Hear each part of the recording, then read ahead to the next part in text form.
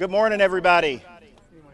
Thank you very much for being here this morning. And first of all, I want to thank all of our friends, the Democrats in the Texas legislature, for doing the right thing, coming to Washington, D.C. to really shine light on what's a very glaring topic, a very important topic in our country, and that's the eroding of voting rights.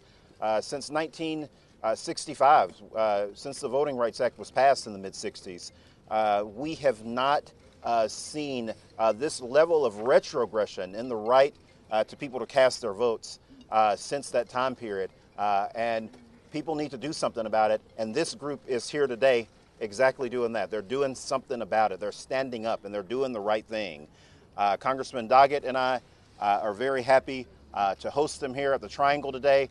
The first person that you're going to hear from is Chris Turner, who's the chair of the House Democratic Caucus in Austin. He represents Tarrant County, but we're happy to have all of these courageous members here today. They made big sacrifices to be here today.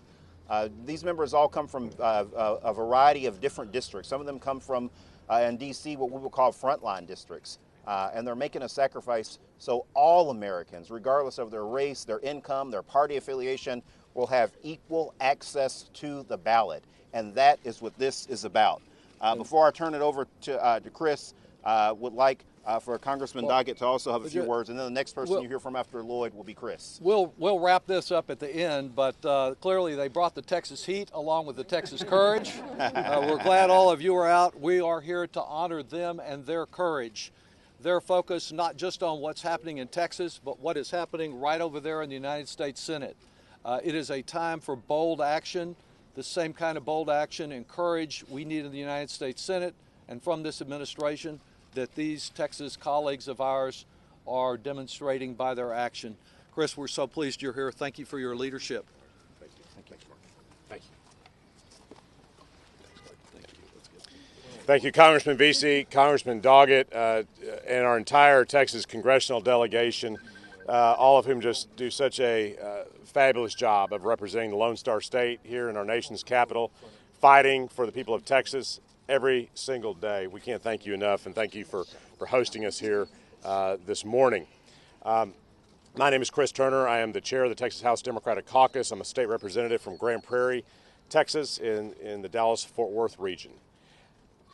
As you just heard, more than 50 Democratic members of the Texas House have left Texas to stop Republicans from passing the latest iteration of their voter suppression legislation. And you're going to hear primarily from some of my colleagues today because we have so many strong voices in our caucus. We want to give them the opportunity to speak to the public. But just for everyone's awareness, procedurally how this works is there's 150 members of the Texas House. It takes 2/3 of the body present to constitute a quorum, so 100 members. And we vote in Texas, and we register our attendance by use of voting machines on our desks. And minutes ago, at least 57 letters were delivered to the House Journal Clerk directing the House to lock our voting machines and not unlock them until we provide express permission to do so upon our return to the Capitol. So with that, it's my privilege now to introduce a great fighter, a longtime advocate in the fight for voting rights, my good friend, the chairman of the Mexican-American Legislative Caucus from Dallas, Texas, Rafael Anchia.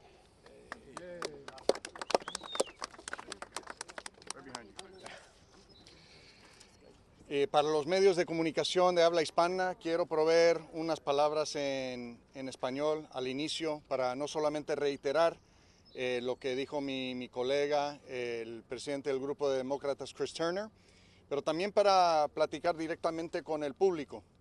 Este grupo de legisladores que representan cada rincón del estado de Texas necesitaban salir desde el principio para proteger el derecho de voto de todos tejanos.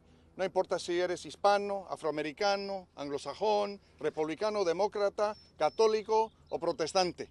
Nosotros teníamos que salir para proteger el voto. El gobernador Abbott ha intentado desarrollar una agenda anti-inmigrante, anti-hispana, antidemocrático. Y empezó por quitar el dinero para la Cámara de Diputados y el Senado, vetar el dinero que viene para la rama legislativa, que es algo que se ve en otros países, pero en los Estados Unidos no se ve. Es decir, un gobernador no se puede convertir en un rey. Él tiene que respetar las cortes, tiene que respetar la rama legislativa, y no lo ha hecho. Así es que al inicio de esta sesión legislativa empezó mal, empezó envenenado, y nosotros no íbamos a participar en ese proceso antidemocrático. So I also speak English, and I will offer you a few words. As the chair of the Mexican American Legislative Caucus, my name is Rafael Lanchilla. I represent Dallas, and I have the honor of representing the 40-plus members of the oldest and largest Latino Legislative Caucus in America, which is the Mexican American Legislative Caucus. And you will see prominent members of our caucus standing with me today who have fought for voting rights over the decades. I just want to offer that at the outset of this legislative session, the process was poisoned. And it was poisoned by a governor who defunded the legislative branch in violation of both our state constitution, which has very specific language about separation of powers, and also what has been developed under the jurisprudence of our U.S. Constitution. When you start the process in such a coercive way, when you say, I am going to be the absolute ruler of the state of Texas and defund the legislative branch, you have poisoned the entire process. And we, as Democrats, we were united. We said we are going to kill any undemocratic efforts in the state legislature. And if that meant leaving the state, we were going to do it. Now, you have probably looked long and hard at the legislation that has been offered just in recent times, legislation that would make it harder for Texans to exercise their freedom of vote and their right to vote. And we're not doing this for Democrats. We're doing this for Republicans. We're doing this for independents. We're doing this for North Texans and South Texans and East and West Texans. We're doing this for Catholics and Protestants. Anybody in the state of Texas who needs to exercise the right to vote should do so freely. And we are not going to buckle to the big lie in the state of Texas. The big lie that has resulted in anti-democratic legislation throughout the United States. We said no when the big lie came to the Capitol in Texas and darkened our door. We said no during the regular session, and we are saying no during the regular session. We are happy to work on bipartisan proposals that expand the right to vote, that make it easier to vote and harder to cheat in the state of Texas. But that is not what we saw even at the outset of this process, when none of the amendments offered by my colleagues were considered in committee. So we said, and we took the very difficult decision. We are not here smiling. We are not spiking the ball. We are not saying that we are happy. In fact, we are sad for democracy in the state of Texas. And we took a solemn oath to protect the Constitution of the United States and to protect the Constitution of the state of Texas. And that is why we stand united before you here today in preserving not only the democracy in Texas, but the democracy of the United States. Thank you for your time. And next, I'd like to, if she has arrived, call up the chair, or the vice chair, rather, of the House Democratic Caucus, Tony Rose. And in her absence, I would then like to call Representative Retta Bowers, my colleague from Dallas County. Welcome. Thank you, Chairman Anchia. And thank you for being here today. I used to live here in Washington, and I worked like you for the press, for PBS and WETA, and it is a proud, pleasing moment to be back here with my colleagues as a member of the Texas House. We are here in D.C., our nation's capital, because we want to protect the civil right to vote for millions of Texans. We were quite literally forced to move and leave the state of Texas. We also know that we are living right now on borrowed time in Texas. And we can't stay here indefinitely.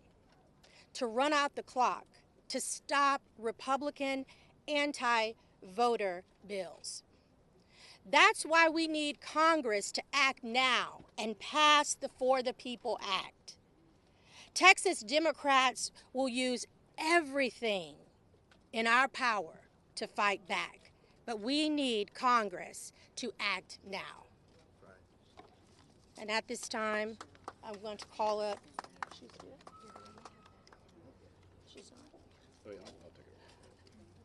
Chairman Turner. Thank you. Thank you, Representative Bowers, on behalf of the Texas Legislative Black Caucus and Chairman Anchia, on behalf of the Mexican American Legislative Caucus. Let me now hand it back over to our congressional leaders, Congressman Vesey and Congressman Doggett. Tony's coming. She's coming now. She's coming. Actually, Tony's coming. She's walking up. Yeah. Okay. Wait. I know everyone familiar with Capitol Hill knows there's security protocols, so we had a couple members get hung up, but Representative Tony Rose is approaching. Tony is a representative from Dallas. She serves as the first vice chair of the House Democratic Caucus, and she's our dear friend and a leader in our caucus, and I invite her up to speak here. Representative Tony Rose.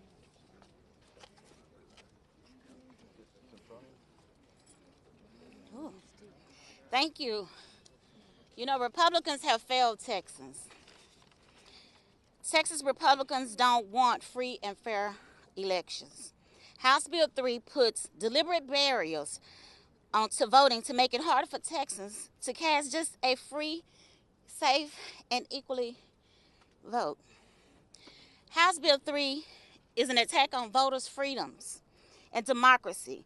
Even with two ruthless provisions removed, the bills as written makes it harder for Texans to vote and easier for partisan poll watchers to harass and intimidate voters. Right.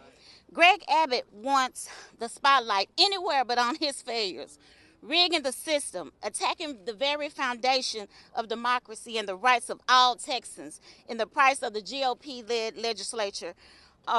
It's the price they're willing to pay in order to pay for Trump's prayer altar. So we have real issues to address in Texas that Greg Abbott won't touch because it exposes his weaknesses. He has done nothing to protect the electric grid, even after 700 people died due to his negligence during the recent winter storms. But Democrats, we stand ready at all times to work on real issues. Right. Thank you. Right. Good job. Tony. And before we hear from our congressional members again, it's my honor to introduce the Dean of the Texas House Democratic Caucus, Representative Sinfronia Thompson from Houston. I'm going to tell you why I'm up here. I'm not up here to take a vacation in Washington, D.C. When I look at the African American Museum, I thought about the struggle of my people fought in this country to get the right to vote. That's right. And that right is sacred to my constituents that I represent back in Houston, Texas. Right. And I'm up here because I don't plan to be a sitting person in that legislature. I'm not going to be a sitting. You ain't no sitting duck. I'm not going to be a hostage. That my constituents' right to be stripped from them. We have fought too long and too hard in this country. And there was a Texan called Johnson, President Lyndon B. Johnson, August the 6th of 1965, that made sure that we had the right to vote. And those rights was not going to be infringed upon. But this legislature may have, these Republicans in this legislature may have changed the Messiah, Jesus, to Trump, but I haven't. And I'm going to make sure that everything that I can do, that my constituents' right would not be stripped from them because of what they believe in is a lie. Trump lost the election. Yes, he did. And they need to tell the people of this country the truth. And if they won't, I'm going to.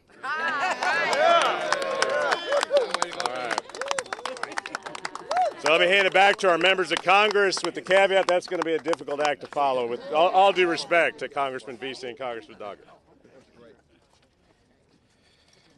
Chris, thank you very much. Ms. Thompson, thank you very much. And, you know, when I think about Ms. Thompson, she didn't really tell you her entire story. We served in the state legislature together.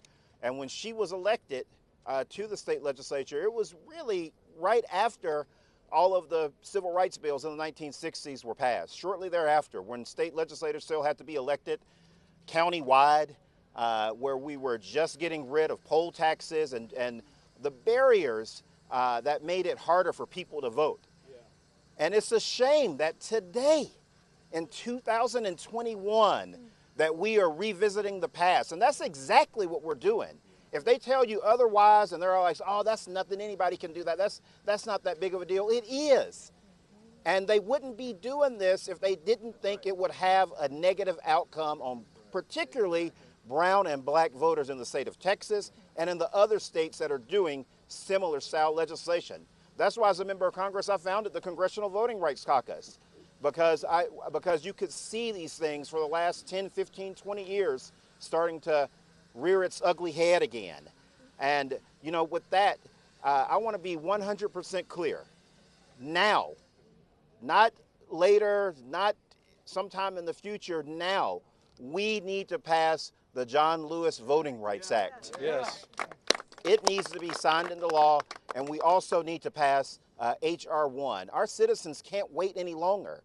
And I want to echo what our majority whip here in the U.S. House, Jim Clyburn, talked about when he mentioned a carve-out for H.R. 4, the John Lewis Voting Rights Act.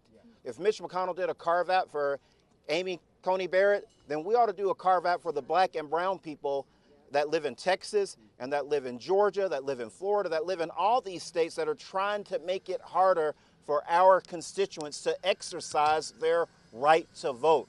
We need to get this done today. Time is of the essence. We cannot wait. States are going to start to ramp up these efforts. Again, Texas has called Governor Abbott has called the legislature back into session to start working on these things. You're going to see the most racist redistricting that you've seen since the Voting Rights Act outlawed things like at-large districts. And we need something to help protect the brave men and women that you see standing behind me here today that are risking so much for voting rights in this country. And before I turn it over to Congressman Doggett, I just want Greg Abbott and the Republican leaders in Texas, Florida, Georgia, and anywhere else to know that we are not going to stop. We are always going to push back against these sort of bigoted, racist, Jim Crow 2.0 style voting laws whenever you decide to bring them up. Congressman Doggett. Thank you, Mark. Thank you, Chris, and all of you who have spoken. You know, most of the focus around here these days is about infrastructure. And it's right that we should focus on crumbling bridges. But today we're here about something much more important, and that is the infrastructure of democracy, about broken voting rights. These courageous colleagues chose not to be accomplices by sitting at their desk and being steamrollered in Austin. It took courage to do what they're doing.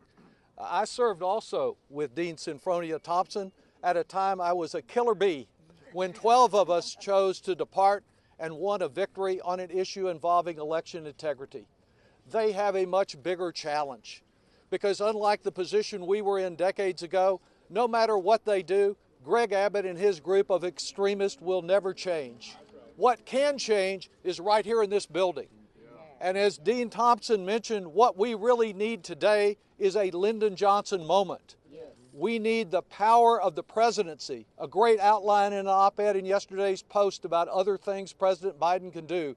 We need the president and the vice president and every Democrat in this Senate working together to preserve American democracy. There has seldom been more at stake. That's why they're here. We need to see in the administration and in the Senate the same courage that these Texans have demonstrated, that Lyndon Johnson moment. Remember how difficult it was to pass over so much objection of Voting Rights Act in 1965. When we gathered, Chris, there in Austin, Lucy Baines Johnson was one of our most powerful speakers, telling about standing at the desk when President Johnson signed that Voting Rights Act. We want to be standing there when a new Voting Rights Act for this century is there, and the rights that were struggled, that so many lives were taken, so much courage was demonstrated are preserved once again. I turn it back over to you for the questions, and thank you very much for all that you and all of your colleagues are doing here today. We will overcome. We will overcome. We will overcome someday. Deep in our heart, I do believe we will overcome someday. Thank you, Ms. T. Thank you, members of Congress. We'll take a few questions. You guys, a number of y'all were here a few weeks ago lobbying members of Congress to act on any of these federal voting rights legislation. The bill still didn't pass muster in the Senate. What'll be different this time? Sure. Well, democracy's hard, and we don't expect anything up here to be easy. But look, we had productive meetings a few weeks ago. Those of us who were here, as Trey Martinez-Fisher said last night, we brought some reinforcements this time.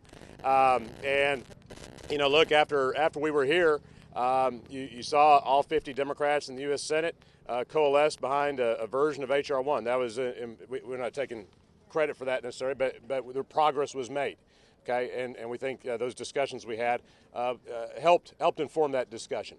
And so now, as Congressman Doggett just said, we really want to drill down on the importance of the Democratic leader Clyburn's comments about a carve-out on the filibuster with respect to voting rights. I mean, if we can't, if they can, as Congressman Vesey just said, if you can have a carve-out for a right-wing Supreme Court justice, why can't you have a carve-out to protect the very fundamentals of our democracy? Representative Turner.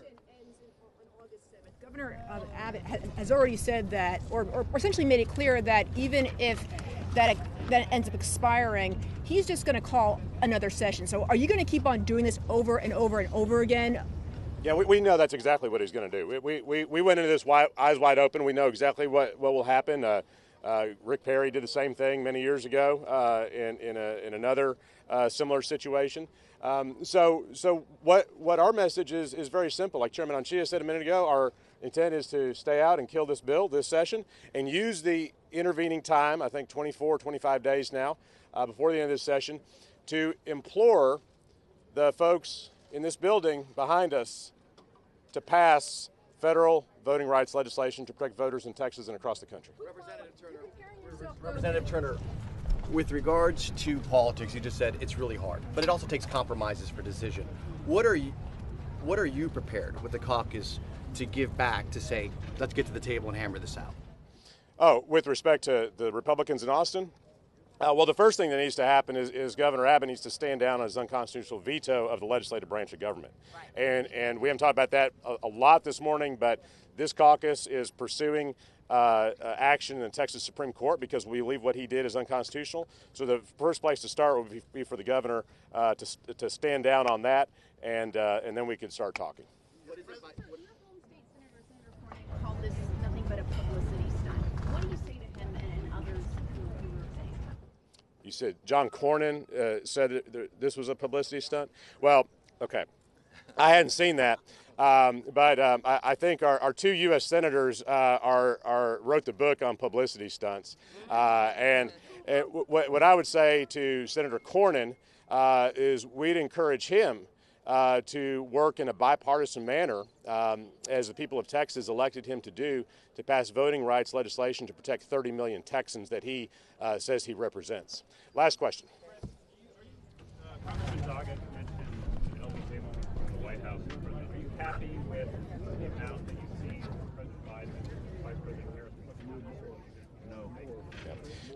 Look, a number of us had the privilege of having a very good meeting with Vice President Harris a few weeks ago, where she thanked all the Democrats in the Texas House and Senate for our strong stand against these Republican vote suppression efforts.